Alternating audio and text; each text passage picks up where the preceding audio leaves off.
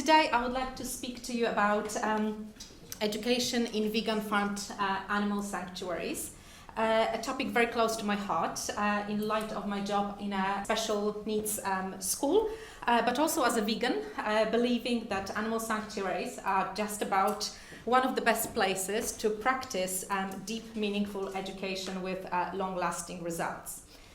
Before I start, I would just like to stress that I'm going to talk about vegan farmed animal sanctuaries, as I believe that sanctuaries that rescue and give home to some animals, but at the same time I run by people who engage in practice of consuming other animals and their products are probably not the best beacons of the values that I'm going to be talking today about, as those that we want to also teach and pass on to our pupils. In my presentation, I would like to address the following issues. The concept of animal sanctuary, very briefly, because I'm pretty sure that most of us know what they are all about. Animals in school curricula, and in very general terms, focusing mostly on how teachers usually familiarize their pupils with animal-related topics. General principles of vegan farmed animal sanctuaries curricula, based on some theoretical background, but also some real-life examples from a selection of animal sanctuaries I had the pleasure of visiting and talking to their founders. And finally, what we can do, short and long term. There are many definitions of animal sanctuary, and here I think we, as I said, we have a probably very good idea of what it is, but just for clarity purposes, I would like to quote from two people, Ellen Abrell and Patrice Jones. Ellen Abrell, he's a scholar who writes about animal sanctuaries. He wrote this book, Saving Animals, Multi-Species Ecologies of Rescue and Care. And he defines animal sanctuaries as both physical spaces and ethical constructs. Physically, there are spaces where animals, often rescued from exploitation or harm, received care and protection. And ethically, they represent a commitment to reconfiguring human-animal relationships, challenging the traditional view of animals as property, and instead recognizing them as autonomous subjects deserving of rights and care. And he introduces this concept of improperty to describe the unique status of animals in sanctuaries, neither property nor fully autonomous beings in the legal sense, but occupying a space that kind of challenges conventional classification. And Patrice Jones, who's a co-founder of LGBTQ-led animal sanctuary in Vermont, US, says that vegan farmed animal sanctuaries envisioned as a transformative space that extends beyond mere refuge for animals. It embodies an intersectional approach, intertwining animal liberation with broader social justice movements, including LGBTQI+ rights, feminism, anti-racism, and environmental activism. So what we've just heard even today about, right? And this perspective positions sanctuary not just as a haven for animals, but as a dynamic community, challenging systemic oppression and promoting holistic liberation. So Vine Sanctuary is also a space where quite a lot of research takes place of what sanctuary is, what kind of community it is, and I'm pretty sure that most, if not all of you, know research by Kimlicka and Donaldson, and they argue that animal sanctuaries are not just spaces of rescue, but also political projects. And within this political framing, they identify two broad models of sanctuaries. On the right-hand side, we've got the advocacy model, and in this model, the primary purpose of a sanctuary is external, to raise public awareness, challenge dominant narratives about animal agriculture, and promote animal rights and veganism. Animals in these sanctuaries are seen in part as ambassadors or representatives of their species, used to communicate moral and political messages to human audiences. Educational programs, public tours, media outreach are obviously central to this mission. And while these sanctuaries generally care for the residents, their emphasis is on advocacy as activism, transforming public consciousness and policy around animals. And then we have the intentional community model, So here sanctuary is framed as a shared, co-created space where humans and non-humans live together in a multi-species community based on mutual respect, consent and justice. The focus is more internal and relational, on building new kinds of ethical relationships with animals grounded in care, autonomy and political recognition. Animals are treated as co-citizens with their preferences, social dynamics and agency actively considered in sanctuary governance and daily life. Education may still occur in these sanctuaries, in these spaces, but it is as a byproduct of modeling a radically different way of coexisting, rather than just specifically persuading others. And they don't claim, Kimlicka and Donaldson, they don't claim that one model is superior over the other in all contexts, but suggest that sanctuaries that adopt intentional community model more fully embody the ideals of animal justice and post-anthropocentric politics. So now let's consider how animals typically feature in education. Most children's first official experiences of animals come through zoos, petting farms, school trips to farms. These encounters frame, obviously, animals as objects of fascination, tools of entertainment, or resources to be consumed, right? And we've heard, I think, quite a bit about this as well today and in other days. So this is not education rooted in care or living with animals, developing relationships with different animals. These models teach us how to manage, consume animals, or just watch them from a distance. But they reinforce as well the idea that animals are here for us, not with us. And at the heart of any meaningful pedagogy is relationship. I'd risk a statement that there is no education or very limited learning without positive relationships. And in special needs education or specific needs education, now as I'm working as a positive behavior support teacher, I know that if I don't have a relationship with my pupil, I'm not going to engage them in any kind of session, nor even like communication with them. And the positive behavior support approach that we try to embrace now in our school and in other schools is all about relationships, right? It's about improving the quality of life of our pupils, but also their parents, carers, and teachers through relationships. But we also often hear that pupils with specific needs have strong emotional attitudes towards animals, that they feel understood, they feel much more relaxed around these animals. There are a lot of emotional support animals for them. Yet in schools, how we present animals to the pupils is all but relational. And that happens in mainstream schools as well as in special needs schools. A different reality is in animal sanctuaries. Here pupils can develop meaningful relationships with animals, but sanctuaries themselves are obviously grounded in care, consent and recognition, not control. Animals are not trained to perform or be touched. They participate on their own terms. And that is what we want to teach to our pupils as well. And moreover, they are often spaces with animals with special needs.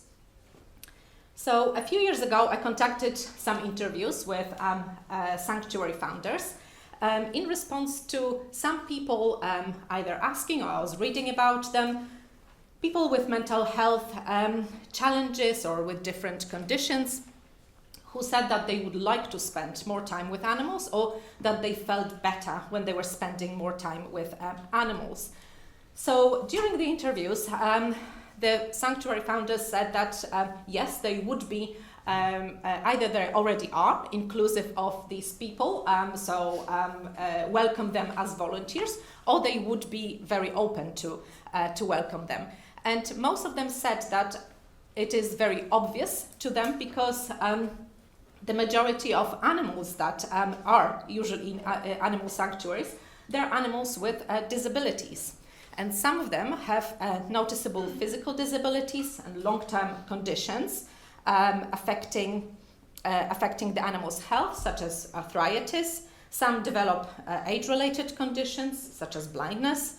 or acquired them during their previous exploitative life. But a lot of them, as Patrice Jones said, have cognitive disabilities as well. None of the animals had typical life experiences that would be healthy for their species, right? Due to their exploitation before the arrival at Sanctuary, many have suffered traumas that left them with psychological scars for life. And here I have some examples of pictures of animals from the sanctuaries that I kind of conducted the interviews with. Here is Chesney, who has a deformed beak, and apparently he likes to spend a lot of time with little hen Peanut, who's very protective of him. So again, we've got this relationship. We've got Skittles, a sheep from Charlie's Place, who has got Down syndrome.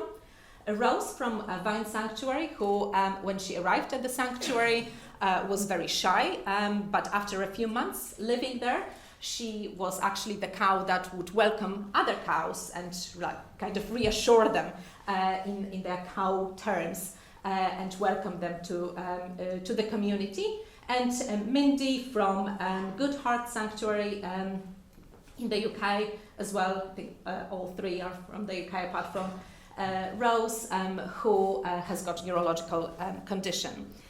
So all these animals with their traumas and cognitive and physical disabilities react differently towards different visitors. And here I would like to quote from two founders who speak about these relationships. So Patrice Jones says, I would say many of the non-human community members who are not particularly interested in humans and tend to keep their distance when neurotypical people visit will actually go out of their way to spend time with volunteers who show up with psychiatric or cognitive disabilities. And then Lindsay Howard-Dean from Ney Sanctuary in the UK says, animals, especially the donkeys, would voluntarily come up to neurodivergent visitors and want to spend time with them. So they obviously also choose,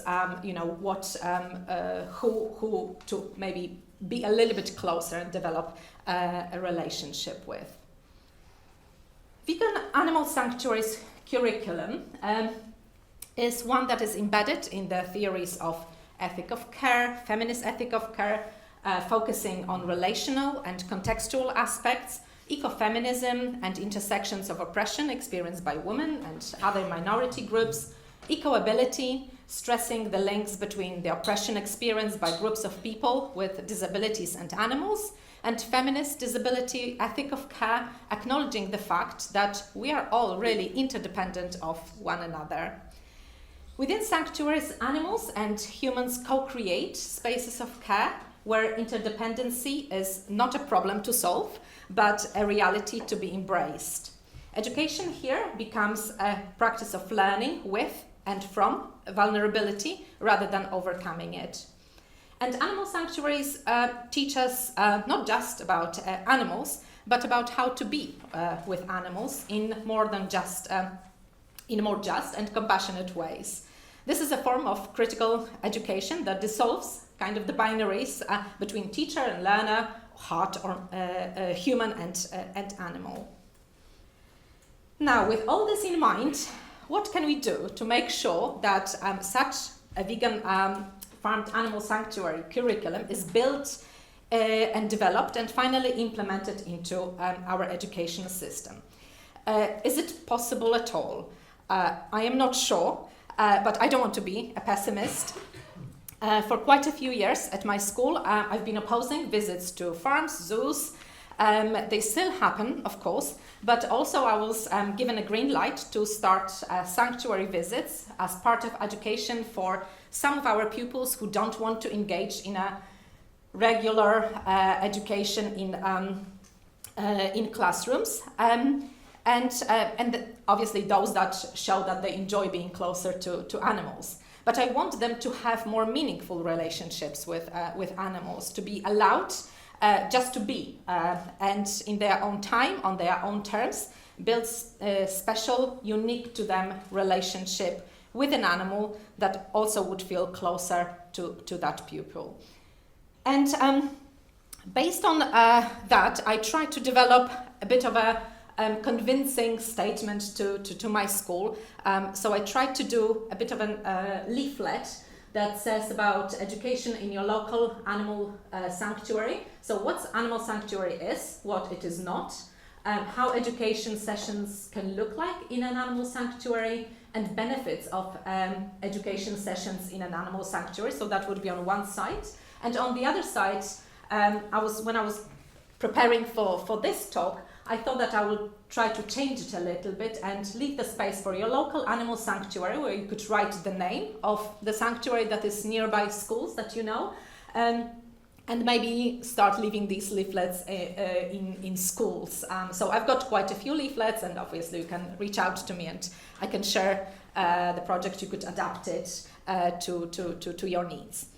But some other suggestions, and I think that it's important to have long-term goals as long as short-term. I think that the long-term goal would be to create an farmed animal sanctuary curriculum that would be fully embedded in our educational system, but I'm not sure if it is possible. We've got, maybe if we talk to the Department of Education, is Tim there? He's the lobbyist, so maybe you could go and talk to the Secretary for Department for Education and try to convince them. But a bit more short-term goals would be like to create a map of vegan animal sanctuaries in your local area. We were talking with Simone that, is like in every country now starts to build some, and see what kind of schools there are around, and maybe just to put them in touch. I think research projects, case studies, and conferences like this are extremely important. I mean, I've learned so much from you, and have some links, so hopefully that will develop, but also case studies. Once I start my visits to animal sanctuary, I would like to write about it as well. Sanctuary education programs implementation in schools. I think it's really important that quite a few of you mentioned as well, links between other social justice movements and animal liberation. So whenever we talk about veganism and animal liberation, that we add the connections with disability studies, trans studies, and so on. Social media and AI, the power of them, unfortunately, and collaboration. And here I've listed a few things that are already happening, that sanctuaries build their own educational programs. There are home education sessions in the UK. We've talked about how maybe UK is not very open, to plant-based meals in schools. And stuff, but I think that the home education sessions, and especially in sanctuaries, those that I've been in contact with, they've got quite a few sessions there. Resources from the Open Sanctuary Project about educational programs as well, and so on. So vegan farmed animal sanctuaries are more than just spaces of rescue. They are living spaces of care, justice, and learning, and they show us what education can be. And I really hope that one day all these pieces of puzzle will come together, even though it will never be probably a finished puzzle, when it is rooted in empathy and it's guided in ethics, and open to a multi-species future. And now it's our job, because who else is, right? To include these animal sanctuaries in our curricula and bring our students into relationships that truly educate the heart as well as mind. Thank you very much.